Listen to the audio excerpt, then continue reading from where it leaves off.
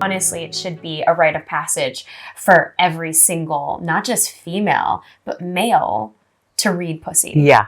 And really, yeah, and we can talk about that. But yes, but to really understand the art of a woman, the art of the turn on, which is what you talk about. Yeah. Can we get into that a little bit? Let's get into the art of the turn. The turn on. Of the turn. Of the turn. It's funny, it's like sounds so complicated, but so simple. It's so simple because you say a lot of this, and I want to bring attention to turn on in terms of radiance. Mm-hmm. Of course, sexual energy as well, but what do you really mean by radiance? By radiance and turn on. Okay, here's the thing. Yeah, let's get into it. In the patriarchal religions, the sacred and the sensual were separated. Ah, okay. Like, you cannot be hot in a church. You know what I'm saying? That's like, right. Or a synagogue. Like, if you come in with all your hoochie, I remember going to my your hoochie clothes. I remember going to my nephew's bar mitzvah, and they had me come up and say a prayer. Oh no, what did you wear? It was a 3-piece suit. Oh. But the vest was like a little plungy. It was like maybe like it had like a little plunge thing, but it was a vest. Okay. And I got taken off the stage. Well, whatever. It's not a stage. It was when you were saying the prayer. Oh, no. Yeah. They wanted me to they were like, psst, I had to like stuff a little something in there. Like a handkerchief in the middle. Yeah, exactly. And not to mention, well, I mean, we could go on a tear about this because I've been thrown out of so many venues in New York City for simply, when I teach my classes, women are celebrating their own radiance. Yeah. They're feeling hot and fabulous, and then everyone thinks we're hookers instead of just radiant, sacred women who are connecting to their magic and magnificence. Mm-hmm. So you're giving people, actually women, finally the permission to really love themselves. The permission to connect with their own life force, which is theirs. It has nothing to do with me. In a society where literally they make millions of dollars telling women that you're not good enough, not pretty enough, not done up enough, not any of the enoughs. You're not enough. Exactly. So pursuing or researching pleasure, which you can do today, and you better do it, is it's just as simple as like pleasure research is like having a moment before you start your day where you're thinking, okay, what is a thing that I could do for me today? What is a thing? Just starting simple. Yeah. Okay. And for me, I mean, we started with our little hoochie dance. That was fun. But we did. Truly, sometimes just dancing by yourself or with your kids or with your man or your girlfriends or your girlfriend. Yes. It turns on your neurotransmitters, including beta, endorphin, prolactin, and what you're doing dopamine. Dopamine, serotonin, and you're like flooding your body with all of this feel-good hormone, which turns on your light, turns on your radiance. And so it's almost like a woman, instead of figuring out how to take care of others, she needs to figure out, okay, how can I turn on my light today? My neurotransmitters. Because if I do, I'm going to make everyone happier. Because you know how we are. When women are turned off, like when a woman is angry, oh yes, you will know. She can torch a small village. Like I mean, everyone is coming down with her. No one is going to survive. She sucks the oxygen right out of a room. You know that, ladies. We've all been there.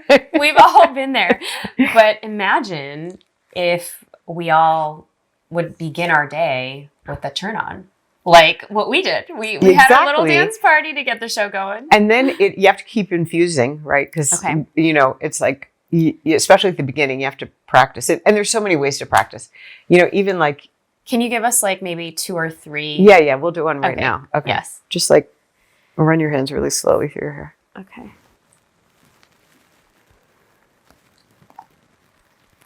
Ooh. Isn't that nice?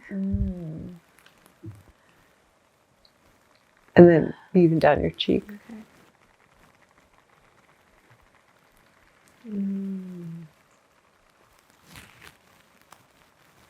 And then it's like 30 seconds later, you're feeling like, wow, I'm loved. I kind of feel hot again. Yes. And for those of you listening, so basically you just take your hands and run them through your head lightly, right? You can, unless you're a hair pulling kind of girl. Okay, if you're a hair pulling kind of girl, then go for Grab it. Grab it. Go for it. But then down I feel like, yeah, even down the cheek and the neck. Yeah. And that's And you can go further. I mean, that's self-pleasuring, right? Mm. And you can self-pleasure still further. You can touch your breasts, your belly, your hips, your pussy, your thighs. You can stroke your pussy for a while and create a beautiful sensation, with or without an orgasmic release. It's anything that you do that puts pleasure in is like putting coins in the piggy bank. We're just filling up on pleasure as much as we can. And that's why I wear lingerie. Because you can't be in a bad mood in lingerie. No, you cannot. You could try, but you're in lingerie. So, it's so true. And you and your little fluffy My little stole. fluffy stole. Your little Burning Man stole. It's so true. So it just helps. It's just, and what you begin to do is you kind of are using the lens of pleasure as it's a different paradigm. So you're saying that we can do it obviously through touch, but we can also do it by just adorning ourselves in the way that we see pleasure. Or it could be that, like, I went far this morning because I'm gluten-free, sugar-free. You're all the frees right now. I'm dairy-free. Yes. I'm doing 10-day detox. So to find a coffee, I found a coffee shop. Like, I literally... Oh, you went far. It was my third until I could find the right one. But then... Okay, you found it. I found it. And then I had like my just right perfect coffee with almond steamed barista. Ooh, okay. It was so good. It was so good. And that was me not stopping at the watery coffee in my hotel that was going to never gratify. It was like going the extra yard to find something that would really pleasure me. And so it could be as simple as your favorite tea bag. It could be your favorite mug. It's Epsom salt in your tub at night. It's like tiny things that that will shift your chemistry so that you can connect with you, not just you, the human, you with your radiance lit, your divinity. The divinity turned on. Oh, wow. And we can each do that as women. And it's important. Wow. And we have to do it now. And there's no excuse. I will come after you. There's no excuse. So you can try this now, ladies, and even gents who are watching and listening. You can pause this, but even save this and come back to it. But make a list. Take out your journal and make a list of all of even the small things that Regena was just sharing. See you next time at the Brave Table.